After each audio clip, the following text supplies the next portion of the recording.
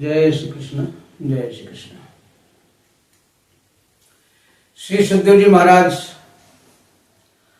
परीक्षित जी को आगे की कथा सुनाते हुए कहते हैं कि वैवस्वत मन के पुत्र शर्यात थे, राजा शर्यात। उनकी एक पुत्र थी, उसका नाम था सुकन्या। तो एक दिन की बात है, राजा शर्यात अपनी पुत्री को लेकर के जंगल में चले गए शिकार करने के लिए, और उनके साथ उनके मंत्री लोग भी थे और भी उनके सहयोगी थे।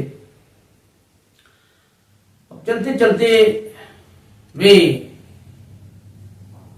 पहुंच गए महर्षि च्यवन के आश्रम के पास। वहां पर वन की शोभा बहुत निराली थी और उनकी पुत्री वन के वृक्षों की शोभा देखते हुए इधर से उधर घूमने लगी।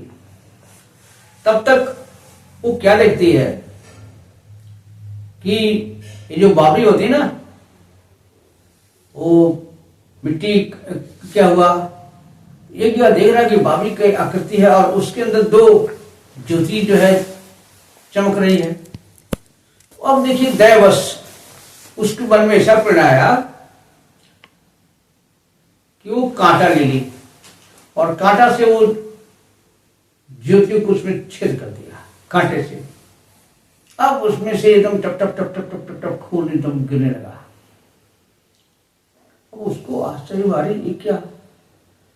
लेकिन अब इसकी इस प्रक्रिया से, इस दुष्कृत से कह सकते हैं कि जो राजा के जितने सारे थे मंत्री वगैरह सैनिक जो भी थे, उन सबका ये मूत्र और सब कुछ बंद हो गया। अब तो लोग घबरा गए, ये क्या चमत्कार हुआ।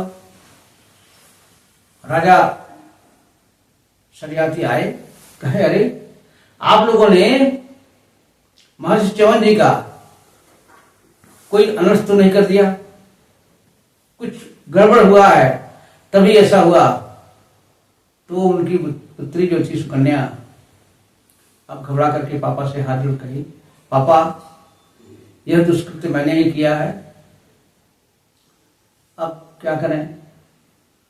कहे बेटा ऐसा तुमको तो नहीं करना चाहिए था, तो गलती हो गया, आप चलते हैं, उन्हीं का अनुनय विनय करते हैं। तो राजा शर्याती च्यवन ऋषि के सामने नतमस्तक होकर के बहुत अनुनय विनय किए, उनको प्रसन्न करने का उपाय किए। तो अब तत्काल थाना की मारे अगर कोई हमारे शरीर की सेवा करने के लिए चाहिए, तो ऐसा उनका मनोभाव जान गए राजा शर्यात, और इस कारण से तत्काल ही वो अपनी बेटी सुकन्या को उनको सौंप दिए। कहे कि यह आपके पास रहेगी, आपकी सेवा करेगी और मैं आपको इसे अर्पित करता हूं। और उसके बाद अपनी कन्या को लेकर के वो चले आए। इधर एक दिन की बात है कि उनके आश्रम पर दोनों अश्विनी कुमार आ गए। अब अश्विनी कुमारों का सत्कार करने के बाद उन्होंने कहा कि देखिए आपके अंदर बहुत बड़ी शक्तियां हैं और मैं चाहता हूं कि मेरे शरीर को अब युवा कर दीजिए और मेरा शरीर आप इतना सुंदर कर दीजिए जिसको ये सुंदर नारियां चाहा करती हैं, ऐसा शरीर हमारा बना दीजिए। तो कहे ठीक है। और उसके बाद उसके प्रलोभन में उन्होंने कहा कि देखिए आप लोग सोमरस के तो अधिकारी नहीं है, लेकिन मैं यज्ञ करूंगा और उसमें जो है आपको सोमरस मिलेगा, यह उन्होंने वादा किया। तो कहे ठीक है। एक आगे ये बहुत अच्छा कुंड है, सिद्धों द्वारा बनाया हुआ, और आप हमारे साथ उसमें चलिए और इसका फिर चमत्कार होगा, जैसा चाहते हैं आपकी मनोकामना पूरी हो जाएगी।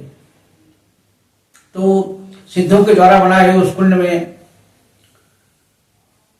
च्यवन जी क्योंकि बहुत वृद्ध हो चुके थे, झुर्रियां पड़ गई थी, नसें दिखाई पड़ रहे थे, और उनके साथ दोनों अश्विनी कुमारों के साथ उसमें डुबकी लगाए कुंड में। अब कुंड में डुबकी लगाने के बाद तत्काल 3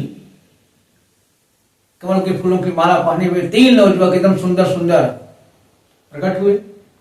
अब देख करके जो सुकन्या थी वो तो घबरा गई, अब पहचान नहीं पा रही थी इसमें हमारे पति कौन है। तब उसने अश्विनी कुमारों की वंदना किया।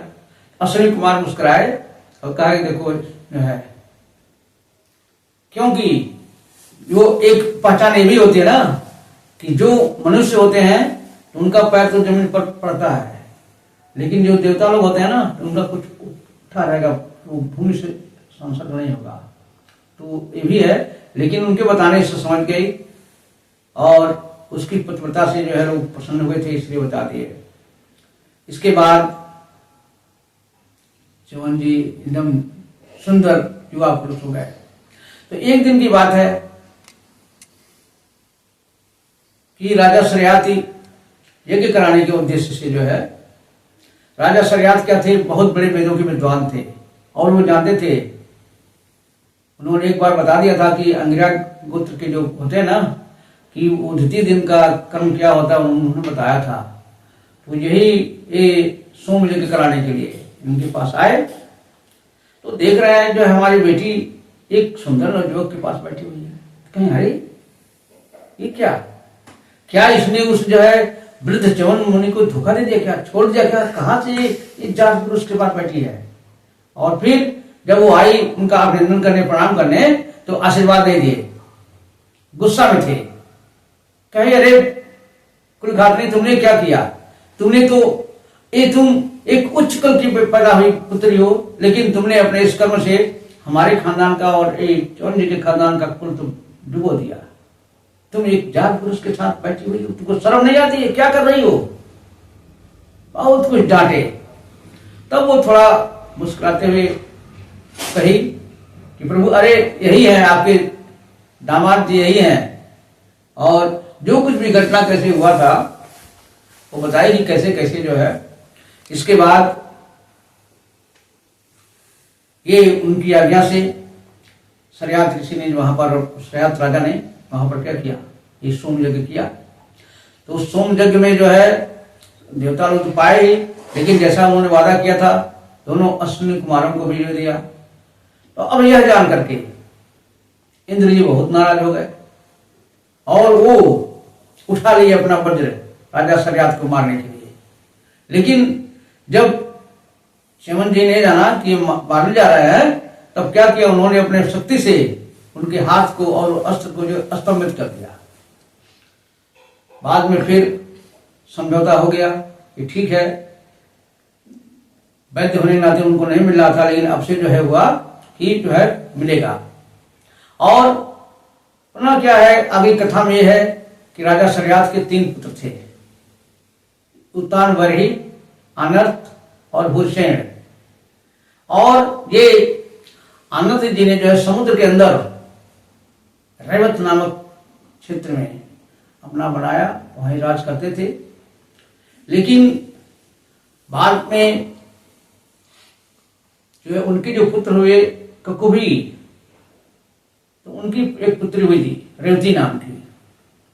तो अब रेवती का विवाह करना था, तो कहाँ करें, किससे करें। तो ये पहुंच गए ब्रह्मलोक में, और उस समय ब्रह्मलोक में नाच बजाने का कार्यक्रम चल रहा था।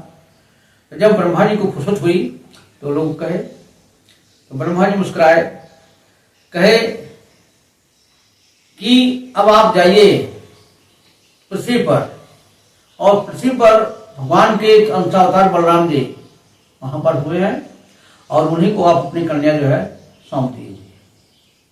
तो उनकी आज्ञा मान करके ये पृथ्वी पर आए, और समय बीतता गया।